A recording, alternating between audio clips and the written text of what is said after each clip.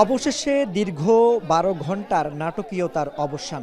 রোববার রাত ১২টায় ছেড়ে দেয়া হয় আটককৃত কুমিল্লা সদর উপজেলা বিএনপির সভাপতি রেজাউল কাইয়ুমকে। দীর্ঘ অপেক্ষার পর নেতাকে কাছে পেয়ে উচ্ছ্বাসিত কর্মী সমর্থকরা।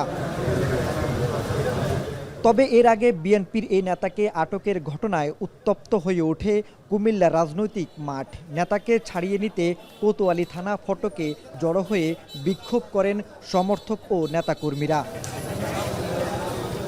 এর আগে রোববার দুপুর ১২টায় কুমিল্লার মহানগরীর শাসনগাছার বাসা থেকে উপজেলা বিএনপির সভাপতি রেজাউল কাইয়ুমকে আটক করা হলে সমর্থকদের সড়ক অবরোধে প্রায় ৪ ঘন্টা অচল হয়ে পড়ে শাসনগাছা থেকে ঢাকা চট্টগ্রাম সহ গুরুত্বপূর্ণ রুটে।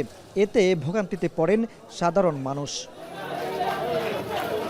শেষ পর্যন্ত দীর্ঘ ১২ ঘন্টার পর মধ্যরাতে রেজাউলকে ছেড়ে দেয়া হলেও ঠিক কী কারণে তাকে আটক করা হয়েছিল সে বিষয়ে সুনির্দিষ্ট কোনো ব্যাখ্যা দেয়নি পুলিশ। মাসুদ আলম, এখন, কুমিল্লা।